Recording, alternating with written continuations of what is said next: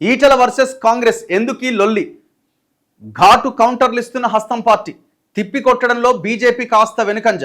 గతంలో కేంద్ర మంత్రులపై విమర్శలు చేసినా సైలెంట్, అప్పటితో పోలిస్తే కొంచెం బెటర్ అనే చర్చ.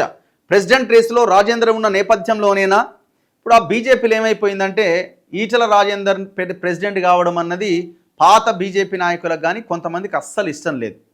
మరి ఎవరో చెప్పురా మన అంత పెద్ద తోపు లీడర్ ఎవరున్నారా బీజేపీలు అంటే ఇక మరి మనం ఇక వేల మీద లెక్క పెట్టుకోవాల్సిన పరిస్థితి ఇప్పుడున్న పరిస్థితుల్లో.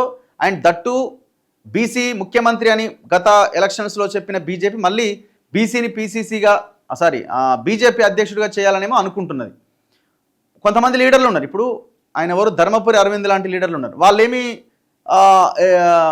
పెద్దగా కాంట్రవర్సీస్కి పార్టీలో గొడవలకి అట్లాంటి వాళ్ళు ఏమి వెళ్ళరు.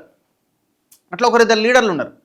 ఇప్పుడు ఒకరికి పదవి వస్తుందంటే వెనక్కి గుంజడము ఇట్లాంటివి కొంతమంది చేయరు, కొంతమంది అదే పనిలో ఉంటారు. ఎంతసేపు ఇన్సెక్యూరిటీలోనే కొట్టుమిట్టాడుతూ ఉంటారు. అట్లాంటి నాయకులు కూడా ఉన్నారు. సో అందుకే రాజేందర్ ప్రెసిడెంట్ కావడం వాళ్ళకి ఇష్టం లేదు కొంతమందికి. వాళ్ళు ఎట్లాగో మాట్లాడరు. ఆయన ఎంత తిరిగితే వాళ్ళు అంత సంతోషపడుతుంటారు. యువతలో ఆయన ఎంత తిరిగితే ఇటువైపు ఉన్న వాళ్ళు అంత సంతోషపడుతుంటారు. ఇది కాంగ్రెస్లో ఉంది, బీజేపీలో కూడా గట్టిగానే ఉన్నది. మరి లొల్లేంది? ఈటల వర్సెస్ కాంగ్రెస్ ఎందుకు ఈ లొల్లి? ఆయన ఏదో హైడ్రా సంబంధించిన ఒక పేద ప్రజలు ఎవరో నష్టపోతున్నారు, ఇబ్బంది పడుతున్నారు అన్న దాంట్లో భాగంగా రేవంత్ రెడ్డి మీద కొంత ఘాటు వ్యాఖ్యలు చేసిండు. తుగ్లక్ అన్నాడు, ఇంకో రకరకాల ఏదో పదాలు ఉపయోగించు. దాని మీద జగ్గారెడ్డి ఒక ప్రెస్ మీట్ పెట్టిండు. బట్టలు ఊడదీస్తాం, గుంజీలు తీస్తాం, ఇంకోటి చేస్తామని. ఈ జగ్గారెడ్డి గురించి మనకు తెలిసిందే కదా, ఎటువైపు అధికారం ఉంటే ఆడ జోక్తా ఉంటాడు ఆయన. గతంలో రేవంత్ రెడ్డిని కూడా ఆయనే తెచ్చిండు. రేవంత్ రెడ్డి ఇప్పుడు ముఖ్యమంత్రి అయింది కదా, ఇప్పుడు ఆయన దగ్గరికి పోవాలి, ఆయన దగ్గర పదవి తీసుకోవాలి. సో అందులో భాగంగా ఆయన పొగడానికి ఈయనని కౌంటర్ చేసిండు. మళ్ళీ ఈటల రాజేందర్ మళ్ళీ రెస్పాండ్ అయ్యి ఇంకేదో బూత్ పదం వాడిండు. ఇంకా ఇష్యూ అయింది. మళ్ళీ జగ్గారెడ్డి ప్రెస్ మీట్ పెట్టిండు. జగ్గారెడ్డితో పాటు చాలామంది మాట్లాడారు. చాలామంది కాంగ్రెస్ లీడర్లకు మరి ఆదేశాలు వచ్చినాయో మొత్తం ఈటల మీద విరుచుకుపడ్డారు. అద్దంకి దయాకర్ దగ్గర నుంచి ఇంకా చాలామంది. మహేష్ గౌడ్ పీసీసీ అధ్యక్షుడు ఏకంగా ప్రెస్ మీటే పెట్టిండు. ఇట్లా వీళ్ళ వార్ నడుస్తూ ఉన్నది. ఇగో రాష్ట్రంలో వేసవి హీట్కు తోడు పొలిటికల్ హీట్ సైతం పెరిగింది. కాంగ్రెస్ వర్సెస్ ఈటల రాజేందర్ అన్నట్టుగా పరిస్థితి ఇప్పుడు మారింది. ముఖ్యమంత్రి రేవంత్ రెడ్డిపై మల్కాజ్గిరి ఎంపీ చేసిన వ్యాఖ్యలే దీనికి దారితీశాయి. ఈటల సీఎంను సైకో శాడిస్ట్ అంటూ ఇటీవల కమెంట్స్ చేయడంపై హస్తం పార్టీ ఘాటుగా స్పందించింది. ముఖ్యమంత్రిపై అలాంటి విమర్శలు తగునా అంటూ నేతలు గట్టిగానే కౌంటర్లు ఇచ్చారు.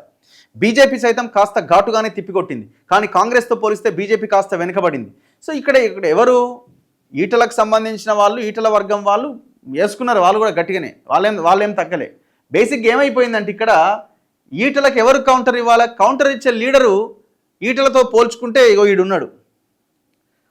ఇదే లీడరు గతంలో ఏ ముఖ్యమంత్రి కోసం అయితే మాట్లాడుతున్నాడో ఆయన పేరే జగ్గారెడ్డి.